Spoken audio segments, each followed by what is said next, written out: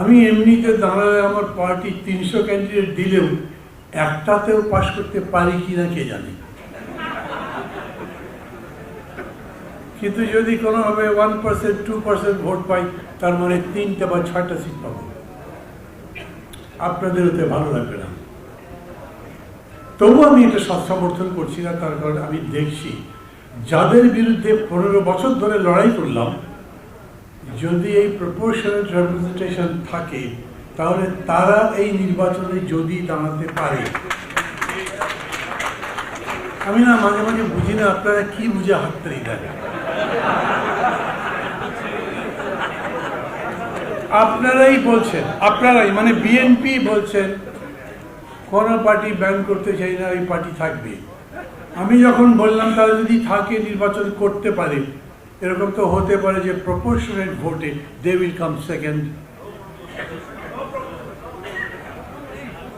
এই জন্যেই আমি বলছি সংস্কার এরকম একটা বিষয়, এটা তো শুরুও নেই শেষও নেই, সর্বসময় সংস্কার চলবে। একটা যে কোনো বিষয় বা বস্তুর উপরে কাজ করবার জন্যে সংস্কার সবসময় কার্যকরী হয়। মাঝে মাঝে যখন দেখি যে কেউ কেউ বলে সংস্কার শেষ করে তারপরে ভোট, তখন আমার মনে হয় জিজ্ঞেস করি, ভাই শেষটা কোথায় করবেন? এটার শেষ কই? কি হলে শেষ? আপনি একটা রিলেটিভ এজেন্ডা বলতে পারেন, আপত্তিভাবে এই সময়ের জন্য সংস্কার এতদূর আমার দরকার। আমি লড়াই করেছি 15 বছর, কারণ আমার ভোট চলে গেছে, কারণ আমার গণতন্ত্র নাই, আমার বাঁচার অধিকার নেই।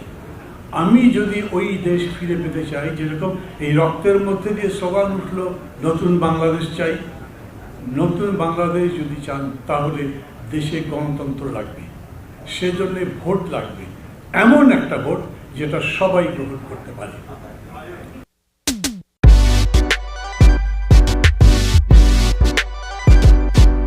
সেই রকম একটা ভোট করবার জন্য ন্যূনতম একটা গণতান্ত্রিক পরিবেশ লাগবে। আমরা যেমন বলি লেভেল প্লেইং ফিল্ড, সেই ফিল্ড তৈরি করবার জন্য পুলিশ ঠিক করতে হবে, সিভিল বিউরোক্রেসি ঠিক করতে হবে, ইলেকশন কমিশন ঠিক করতে হবে। আমি বলি এটা মিনিমাম। আপনি এনএইচএস যদি নাও করেন, হেলথ পলিসি না দেন, এডুকেশন পলিসি না দেন, ডেভেলপমেন্ট প্রোগ্রাম না করেন, তাতে কিন্তু আপাতত কিছু যাচ্ছে আসছে না। আপনার ভোট দরকার, এইটা হলো ইমিডিয়েট প্রেফারেন্স। আপনি অন্তর্বর্তী সরকারকে বলবেন তুমি এইটা করো, সবার আগে তোমার এটা কাজ। এই জন্যই বিএনপি যখন বলে যে নির্বাচনের রোড ম্যাপ চাই, অনেকে বোঝে আবার বোঝে না, সমর্থন করে আবার করেন যে প্রথম ভোট কী বলে, এই সরকার যেতে না যেতেই বলেছে 3 মাসের মধ্যে ভোট দেন। ভাবছে এত লাফালাফি করছেন কেন ক্ষমতায় যাওয়ার জন্যে? 3 মাসের জায়গায় 6 মাস বলেছেন, তখনও বলেছে, তবু তো ছাড়ে না। তারপরে গিয়ে বলেছে যৌক্তিক। আর আমি বলছি যদি ওই রকম করে বলতে পারতেন তোমার কাজ হচ্ছে ভোটটা করা, এই ভোটের জন্য এই করতে কতদিন লাগবে তোমার, সরকার বলবে তার কতদিন দরকার। আমি তো পুলিশ ঠিক করতে পারবো না, আমি তো ক্ষমতাই নাই। আমি সিভিল বিউরোক্রেসি ঠিক করতে পারবো না। আমি একটা ইলেকশন অনুষ্ঠানের জন্য আমার উপরে দায়িত্ব নেই, সে দায়িত্ব সরকারের উপরে। অতএব সরকার বলবে এতদিনের মধ্যে ভোট, সেই বিবেচনায় একটা রোড ম্যাপ যখন বিএনপি চায় তখন খুবই যৌক্তিক কথা বলে। আমার এই যে আবার হাততালি দিচ্ছেন না, কি হয়েছে এই কথা বলবার পরে বারে বারে আপনি এটা বোঝাতে পারলেন না যে আমাদের জন্য রোড ম্যাপ চাওয়াটাই সবচেয়ে যৌক্তিক। কারণ তুমি যদি রোড ম্যাপই না দাও তো অনির্দিষ্টকাল থাকবে নাকি? আমরা ভোটে জিতে 4 বছর 5 বছর থাকতে পারি না, আর তুমি অনির্দিষ্টকাল তো থাকতে পারো না। আপনাদেরকে আমি বিশেষ করে বিএনপিকে খুবই ধন্যবাদ দিই। কেন? খুব সবগুলো কমিটমেন্ট করেন কি কি করবেন, আর হিসাব করেন যাতে ক্ষমতায় তো আপনারাই যাবেন। মনে হচ্ছে ভোটার কে জিতবে, মানে যেরকম আমেরিকায় আর রাশিয়ার মধ্যে ঝগড়া হওয়ার পরে দেখেন একটা সমাজতান্ত্রিক ব্লক চলে যাওয়ার পরে ইউনিপোলার ওয়ার্ল্ড হয়ে গেছে। বাংলাদেশে এখন ইউনিপোলার পলিটিক্সের মতো হয়ে গেছে, কারণ আওয়ামী তো নাই। আবার যদি আসেও তারপরে বিএনপির কাছেও দাঁড়াতে পারবে না, ক্ষমতায় আপনারাই যাবেন।